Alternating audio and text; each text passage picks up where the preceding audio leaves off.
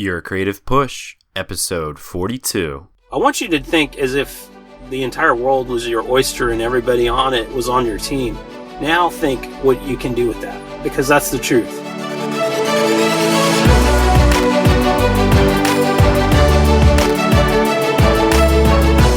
Welcome to Your Creative Push, the podcast that pushes you to pursue your creative passions.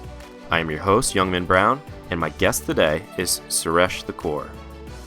Suresh is a gifted public speaker, the host of the daily podcast BlissHacker Radio, which I was a guest on, and the author of the upcoming book, Be. He is also a contributing writer to the Good Men Project.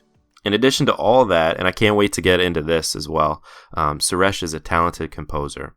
But Suresh, before we get into all of your different creative pursuits, would you mind taking a minute to tell us a little bit more about yourself and maybe give us a peek into your personal life? Sure, absolutely. I would be one of those people that doesn't fit into a specific category because and there's a lot of us that exist that we can't just be said we're an engineer or software this or that or we're a gardener or whatever. We just have all these talents and all these.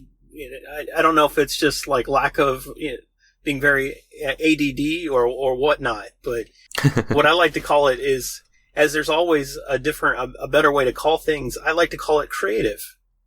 Mm-hmm. And just having that as be my one skill. If someone wants to know what my one skill is, I'm just creative. I love that. And today I'm just creative, and it happens to be I'm making music, and tomorrow I'm creative, and it happens to be I'm painting. That's really it. I mean, if I had to put it in any other way, because I can also say I'm a creative entrepreneur. I'm a creative writer at times, and other times I'm a creative dad, right? So there's so many things where really the root skill is being creative. And I think that's kind of where I want to be. I'm getting there where ideally every day I just wake up and I just create, and I love your show because it's really what's necessary. We have to set time to be creative. It's not, unfortunately, with today's society, the one thing that is neglected is creativity. Yeah, it's the first thing that kind of goes in, and like you said, that is kind of the goal of the podcast. So I appreciate you saying that, man. Yeah, definitely. Now, you made an inspirational video called Be, which we'll link up in the show notes page, and it's the same title as your upcoming book. Can you tell me a little bit more about both the video and the book? Well, I think it's just been a tremendous amount of introspection that's occurred over the last couple of years. I got through a divorce, and when you go through something like that, basically you get every single aspect of your identity is shattered, and it's not because of the person that you're with or whatever. It's really you just question everything because where you've been doesn't exist anymore. And so you're like, okay, well, is it because of the way I'm thinking? Everything is into question, right? So that being said, I just noticed when I looked at it, I said, well, what is it if I just distilled everything? What's the one question that people have? And it's crazy, but the only question that people have is, who am I? Mm. And the answer to that question is, you are a human being. And then the part of the special part of that is the word be. That's all you have to do. You don't have to know anything. You just be. Today I want to be a painter. Today I want to be an artist. Today I want to be a drummer or whatever it is. And just flow, which is my other favorite topic to talk about. Yeah.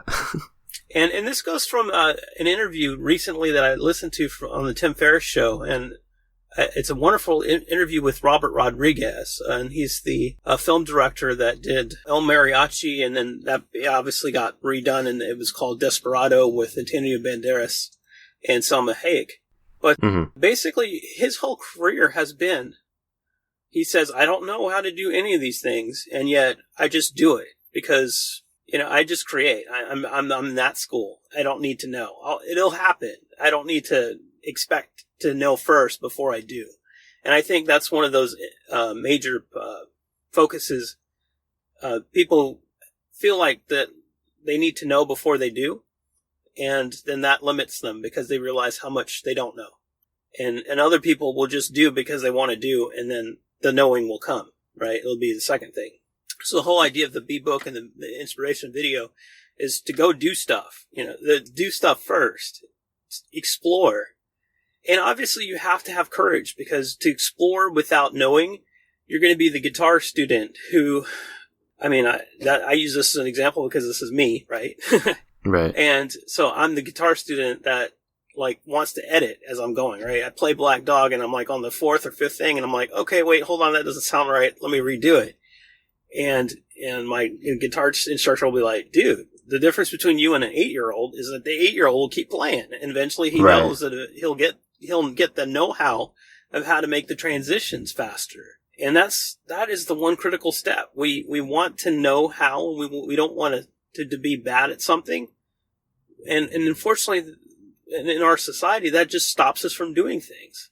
There's a lot of people listening in this audience that are just basically like, I want to do X, Y, Z, whatever it is. And they're not going to do it because they just think they need to know how before they start. Yeah, and what advice would you give to somebody who has that kind of mentality that, they're afraid to jump in because they're afraid of, really being terrible starting out? What advice would you give to them to, just be and just kind of jump into it like you do? Well, two things. First and foremost, everybody's terrible, and the advice that's given is terrible. Like, oh, you need to just keep practicing and whatever, and just, build up 10,000 hours to get good at something or whatever. And I'm like, whatever. I go also to the Robert Rodriquez school, which says, see if you have people around you that can help you out. Like, you talked about me being a composer. I don't know how to play a good proportion of the instruments that are in my compositions. I don't. I'm not going to ever be good. And in fact, I can play guitar, but I got somebody else to do it.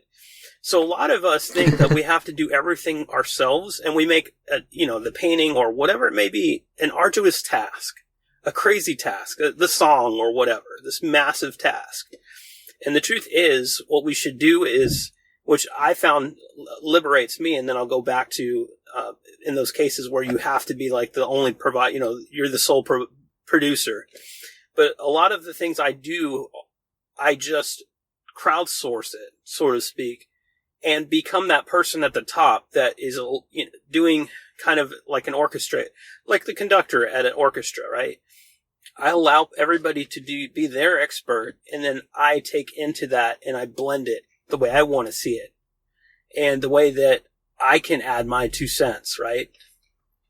And the cool part of that is I have the experiences that I never had. So as an example, in that exponential video, I have Jack Sue, I believe is his last name, but he's played Erhu in different progressive rock bands for the last 20 years. I don't have time to all of a sudden pick up Erhu and play progressive rock band for the next 20 years. Right. But I did find him on Fiverr, and for $50, he was able to, I said, here's a track I'm working on. Can you complement it any which way you want with Erhu? Because I think it would really be cool. And then I did the same thing with a different person. I took out the Erhu and said, here's the backing track. I got some Erhu coming in. Can you also add to it? And that started it. And then I manipulated and adjusted things later. But it allowed me to now be beyond myself. I think one of the weirdnesses I found out, I say I'm limitless, but people don't get that. What I'm trying to say is I'm not limitless. I'm still impacted by gravity. My hours of the day needs for sleep or whatever. But I know how to connect with all the people on this planet. And since I know how to do that, there is no limits to me, right? Now, going back to the original question, it's like, well, how do you get over this need to be good from the start? And first things first, we have to allow ourselves an opportunity to be bad, one, and a good proportion of what we're trying to learn, we need to, like Tim Ferriss talks about it as well when you're learning something new. It's not the first time in all of human history whatever you're doing has been done by someone similar to you. Therefore, you can find people who have hacked, found that warp pipe to go to level 3, level 7, level whatever in a lot quicker than the traditional method. To be honest, in this day and age, with the amount of things that are going on in time, the thing that you can't do is to do things traditionally or conventionally. You have to be leveling up all the time. And there's a lot of shortcuts. And if you have to listen to yourself and you have to ask the right questions on Google. And you'll find, like for instance, for me, guitar, I've been trying to do that since I was 19. And I really have passion for music. I mean, I am nuts for music. And so I struggled and struggled and struggled. And it dawned on me my second time around. So I started at 19, tried to play for a while. And then I I went back to art. Art's my little safety valve. And then I come back at it at 37 and I realized, oh, you know what? I need to strengthen my fingers because I Googled the right question. I was having like failing to play guitar and just getting always lousy or whatever. And I did a little research and then said, well, look at your hand strength. And I'm like, why didn't I ever think of that? So I started working on my hand strength, which really has not much to do with guitar. And then guitar became a lot simpler. So the thing I think you have to do is when you're learning a skill is to see what relates to what you know already and see how you can use what you know already and map it out to the new thing and just be open and allow your brain to be able to suck in this new skill. When you suck in a new skill, it's gonna change the way your brain works. It's called neural plasticity. What will happen actually is your brain will create new connections and try to correlate it to things that were previously learned and experienced. And so if you allow that to happen, which means you can't be editing, you have to kind of allow your brain to rewire itself. And I think that's the key. Allow yourself to be rewired so that you can build this new skill. You're not going to be perfect from the get-go. And in fact, that if you don't have that expectation, I think that's how you get started. Yeah, a lot of good things there. And I love that idea of you have to know the right question to kind of Google. One of my favorite things to do is like, I'll be like, wow, I'm such a dummy. I don't know how to do X or like this like random thing. And I'll start typing it into Google and now Google will like finish the sentence for you, the query for you.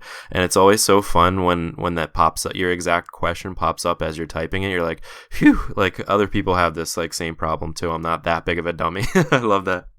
Yeah, and my favorite lately has been YouTube because I've been trying to learn how to rap. And I have a three-legged cat. He has this really funny little thing where his it looks like he's chewing his tongue because he doesn't have a lot of teeth, and it looks like he's talking. So I was like, man, I need to do something. I've been always wanting to do something with it, and a handful of things I've kind of not done yet that I should have done and I will do is to actually have him mouth some scenes from Pulp Fiction because he's just, I mean, his personality is just like Samuel L. Jackson. So, but the other one was the rap and I'm working on that. And yeah, all you do is just do how to and then the first word or whatever, right? The main topic and all those additional suggestions. And a lot of people are smart on YouTube, and I like YouTube fast because of this thing. If you're really popular on YouTube, you've figured out that you have to do videos in about a 2 to 3 minute soundbite, so quote unquote, like really quick little videos. Then each video is a topic. So therefore, if you want to learn something extremely fast, YouTube it because the way the format is for people to be popular, it's going to match to I just want to go and get the down and dirty. If you go to blogs and whatnot, you may be like traversing a bunch of. I don't try to read as much as I do listen and watch. Yeah, I agree. I also go on YouTube as my first place to find something because, like you said, it is easier to get that like quick sound clip, and that people have kind of edited it down into like the pertinent information. So it's kind of an in and out type of scenario. But I love that. And I love like if you're on a blog, it's more likely than not the recommendations are on the blog, so it's that one particular author. If you're on YouTube or whatever, one of those aggregators, the recommendations are going to be not necessarily from that author.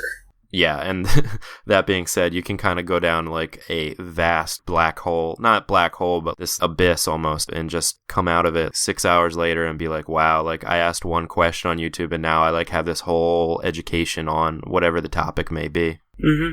I think it's an important thing to do that, and I would ask the listeners, what's that creative thing that you want to do, and what's your excuse for not doing it? Like, what's the skill set that you don't have, and have you actually tried to learn how to do it?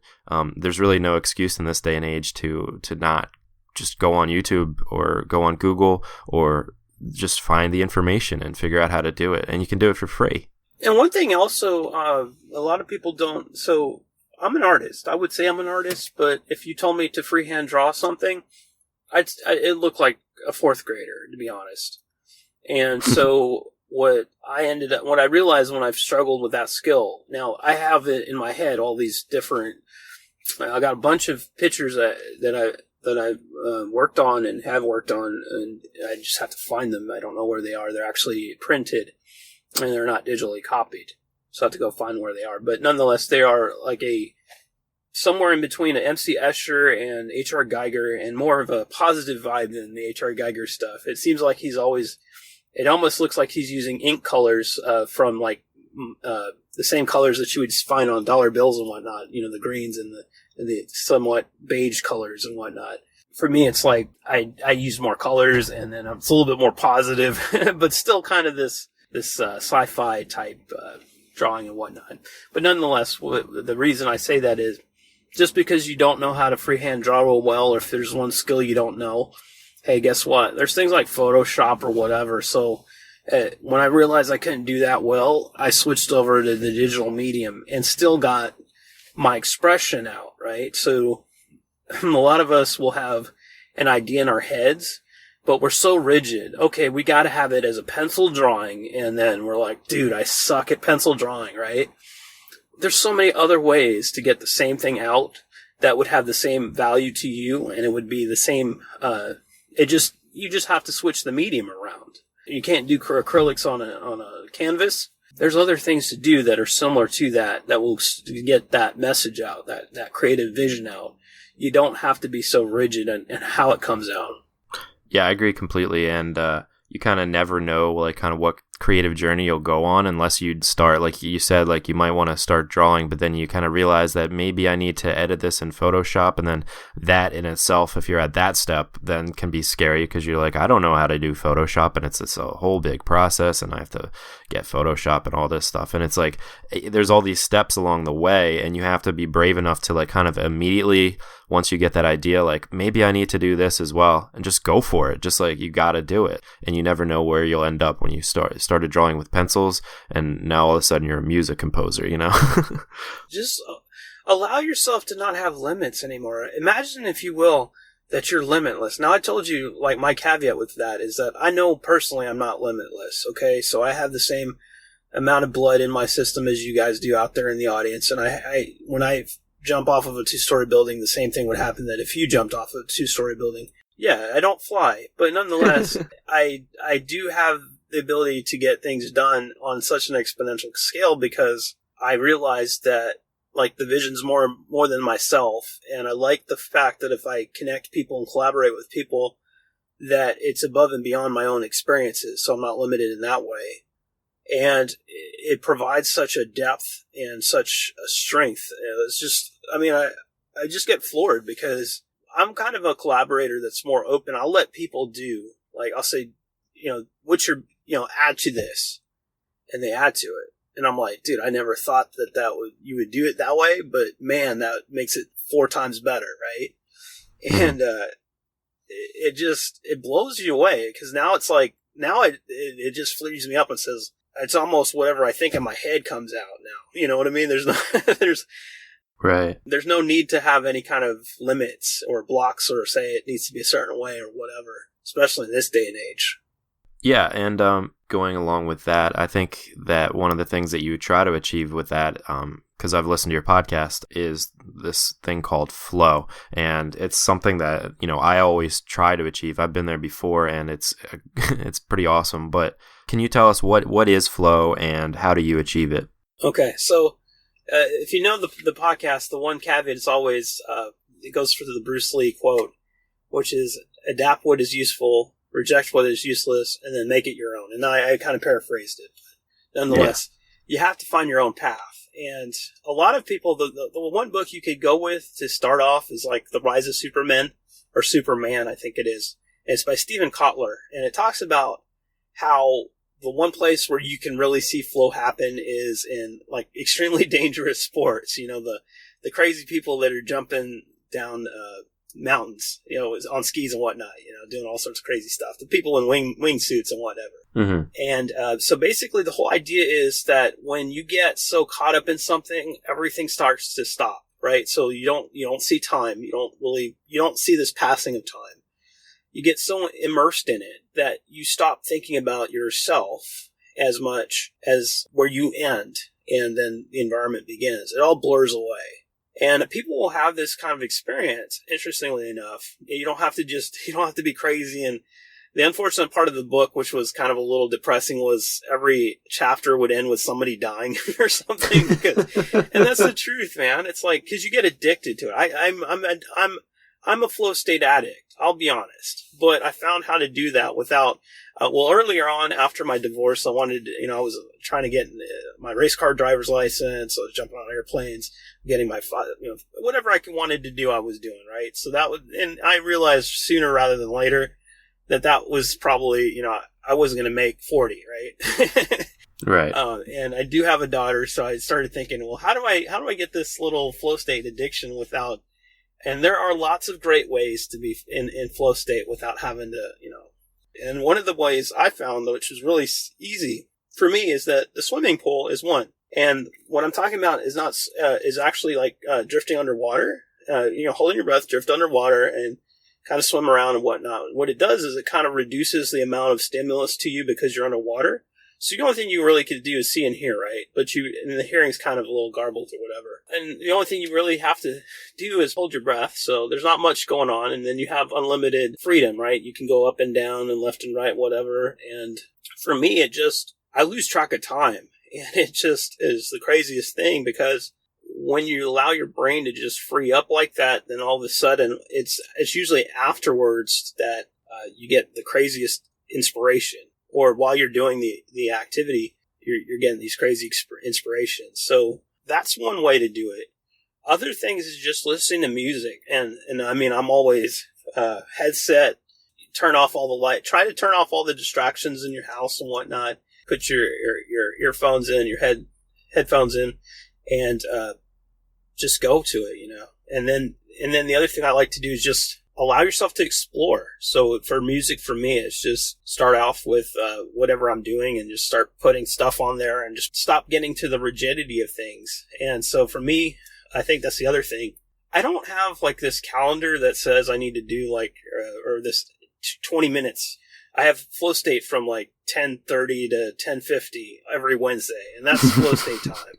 Because that's not how this works. And truth be told, meditation and all those other things, as much as people say, hey, let's have us rigid, whatever, the truth is you need to kind of be there all the time. And the way you do that is just kind of learning how to relax yourself, learning how to be aware of what's going on. And so we could go into mindfulness and all that stuff, but really it's real simple. I mean, and that's why I'm writing the book, right? The book is called Be, right?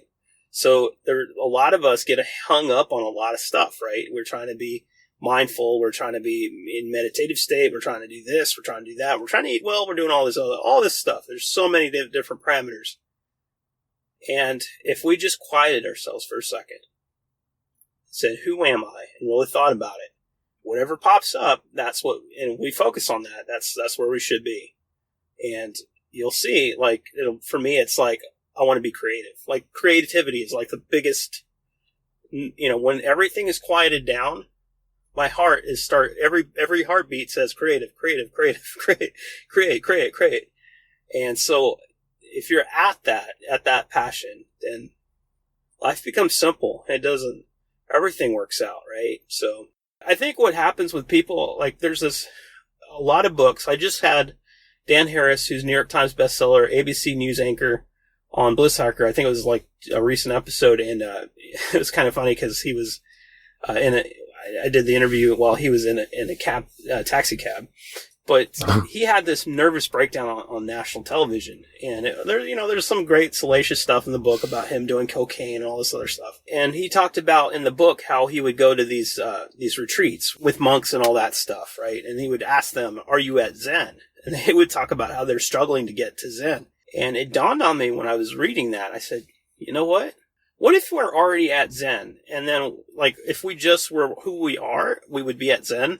That means we're angry, we're happy, whatever, right? We're already at Zen. And that what we unfortunately do in our lives is add on to all this other stuff. Oh, well, I have this flaw, or I'm overweight, or I'm this, I'm that, this and that. And unfortunately, we get away from that, right? So I think that's what it is. I think that the whole thought is to be at Zen, to love yourself first and foremost. That's with flaws intact. Accept who you are right now.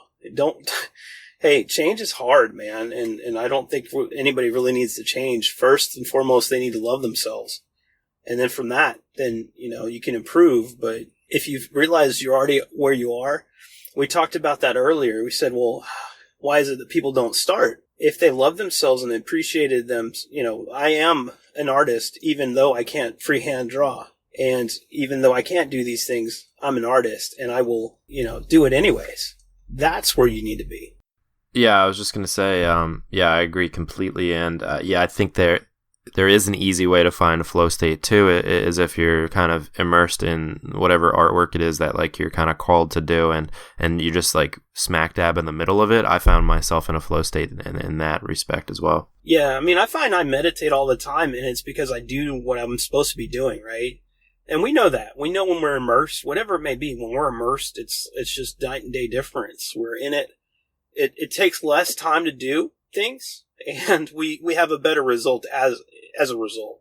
For sure. And going along with what you're saying about being in the water, have you ever done a sensory deprivation tank? I'm about to, actually. That's interesting you bring that up. So yeah, I'm going to want to do that. There's two things I really want to do. Another guest I just interviewed after a divorce, she went to Antarctica, and two things about it. Obviously life altering, because you do something new like travel, it's going to change your life. Mm-hmm. And change your mind, which is really important. And she said it was crazy because of how noisy Antarctica is, because the ice is moving and all this. And they camped overnight, and she said no matter how much preparation you have, it's still bitter cold. But the other thing she talked about was when she got back was she learned how to become a glider pilot.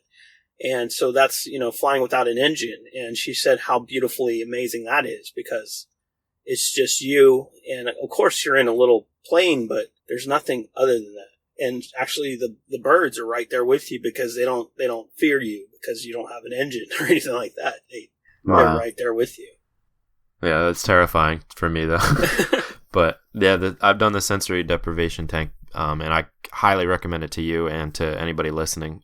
It's like you said, it's an experience that you can't really have anywhere else, because you're literally all your senses are kind of taken away, and it's just you and your brain, and it's like really easy to kind of work things out. And I guess what that is being in a flow state. Oh yeah. Suresh, we are running out of time, so let us get into our final push, and this is where I ask you to reach through the microphone and grab the shoulder of somebody you've already inspired today and give them that final push into taking action. I think the best thing I can do is to tell them exactly what someone told me, which is you need to do something for somebody else. You need to be helping somebody else. Whatever you've done, all the experiences you've had, and the things that are in your mind, those visions that you want to create, someone, if you create those, someone will be moved by them, right? So who are you to hold back on that is when I got yelled at. Like, who are you, Suresh, to hold back when you have all this experience, when you have all these things in your head and all these ideas that you keep telling us about?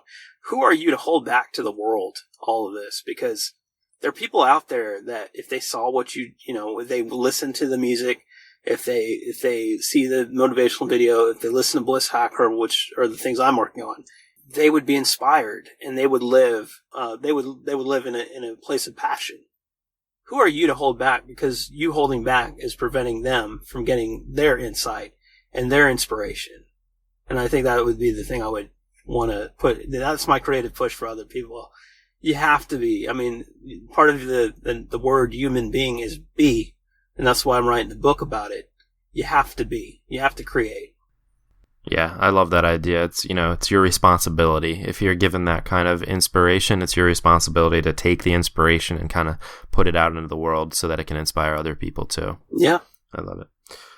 Suresh, thank you so much for coming on the show. Where can people find you? Oh, yes. So the major thing thing I do is BlissHacker, which is BlissHacker.com. I'm going to have you to put this in the show notes, but my email address is probably the best way to reach out. So Suresh, SURESH at BlissHacker.com. And feel free. I mean, interestingly enough, I say that all the time, and the only handful of people have actually taken me up on the offer, but I'm a person that would literally do whatever it takes to have you be creative, have anybody in the world be creative, because I see it, and this is my lifetime goal. There is a reason for BlissHacker, and that's to get everybody on the planet to be 10x levels and to get everybody being creative, because I don't want to spend another day in a world where there isn't world peace.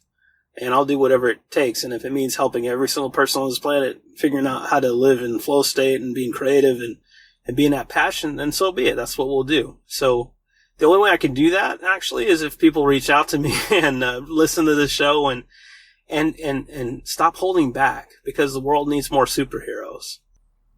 I love it. And I love your tagline. You want to help 1 billion people. Yeah. That's such a lofty goal, but I really appreciate that, and I just want to thank you for kind of having that open spirit and just literally telling people your email address and saying, hey, reach out and I'll help you in any way. I love that. Yeah, it's a lofty goal, but I come from the Peter Diamandis school of you have to think big and be bold, because it'll actually help you expand your thinking. Astro Teller from Google says it's easier to make something 10x better than to make something 10% better. And so I'm probably the anti-person when it comes to, everybody else will say just, do something small, do small little steps. I want you to think as if the entire world was your oyster and everybody on it was on your team. Now think what you can do with that, because that's the truth. And I know that from my own experiences doing music and whatnot. So, and it allows you to just, it's literally like if you're in that moving matrix and you just can call up whatever you want. It's kind of like that. Or if you've ever had a lucid dream, the truth is you don't have to have lucid dreams. It's already here. You just have to realize that you may be limited physically, but you're in connectivity and other things. You're not limited. You're limitless. Wow. Giving me chills, man. And when's the book coming out, and where can people find it? I want to say July. It may be pushed back. I think when it's ready, it'll be out. I want to say July because that's my birthday time, but we'll see. We'll see. Cool. Maybe we will have you back on the show when it comes out. Yeah, that'd be awesome. I really appreciate your show, man. This is definitely needed. Oh, thank you, man. I appreciate you saying that. And everybody, definitely check out BlissHacker. Like I said, I was on it. You can check out that episode, or there's quite a few that I will link in the show notes that have inspired me personally. Suresh, thanks again, brother. All right, thank you, man. Very cool. Loved my chat with Suresh. And, it's so true. With technology today, you have no excuse. If you think that you have an excuse, you don't, as far as not knowing how to do something. If something's on your mind that you want to do, but you just don't think you have the skills, you are now unable to use the excuse of, I don't know how, because you can easily figure out how. And most of the time, you can figure it out for free. And if for some reason you can't scour the internet and find a resource that teaches you how to do it for free, you could pay for it. One that I've used is lynda.com. And if you go to yourcreativepush.com/Lynda, that's LYNDA, you can get 10 days for free. You can see their entire library, watch all the tutorials that you want for 10 days with no cost to you. And they will teach you how to do so many different things. Just go and check out their library of things that you can learn how to do. That's how I learned to make my Words Plus music videos. And then you can be a member and have all those lessons at your hands for a very low monthly cost. But if you're not interested in paying, there's so many other resources that you can find for free, like I said. And as Suresh and I discussed, it's even if you don't know how to do it, you just dive in and see what happens. You might think that you're going in for one discipline to learn how to do one particular thing, and you might end up working in a completely different medium or discipline, but you'd never know that unless you just dive in and do it.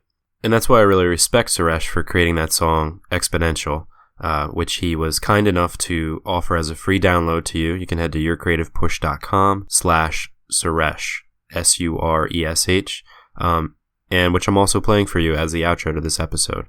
As you listen to this and go about your creative pursuits today, just remember that, he just heard a podcast with Robert Rodriquez, who said, I don't know how to do these things, I just do them and then figure it out. And that's exactly what he did. He just started making it, and this is his first attempt at making a song, and I think it's beautiful. So I hope you enjoy it, and I hope you were pushed today to get your work done, and we will be here for you tomorrow. So make sure you hit subscribe. Have a great and productive day, and I will see you tomorrow.